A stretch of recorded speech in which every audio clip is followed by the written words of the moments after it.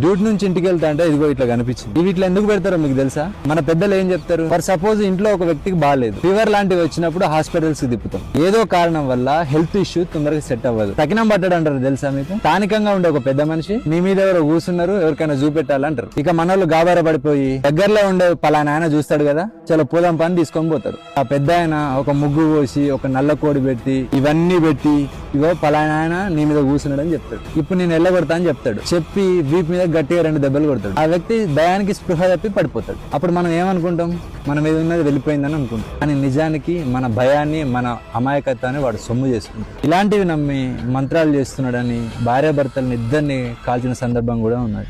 వీటిని ముట్టుకుంటే నిజంగా ఏమన్నా అవుతుందా?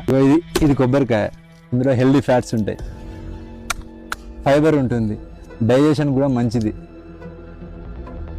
హెయిర్ కూడా చాలా మంచిది. ఇది నిమ్మకాయ, ఇందులో విటమిన్ సి ఉంటుంది. అసలే ఎండలు ఎక్కువ కొడుతున్నాయి, కనబడితే నిమ్మరసం చేసుకుని తాగండి. ఇందులో యాంటీ ఆక్సిడెంట్స్ ఉంటాయి, మెటబాలిజం పెంచుతుంది, ఫ్యాట్ తగ్గడానికి కూడా ఉపయోగపడుతుంది. ఇలాంటి పదార్థాలను రోడ్డు మీద పడేయడం మన అజ్ఞానం మాత్రం. భయం, అజ్ఞానం మనల్ని బానిసలుగా మార్చేస్తుంది. దురదృష్టం ఏంటంటే మన నిర్ణయాలు మనం తీసుకుంటలేము, మన భయాలు తీసుకుంటున్నాయి. మూఢనమ్మకం మనిషిని బలహీనుడిగా చేస్తుంది, విజ్ఞానం మనిషిని శక్తివంతునిగా చేస్తుంది. ఆలోచించండి, నిజాన్ని మాత్రమే నమ్మండి, మూఢనమ్మకాలను కాదు. Thank you.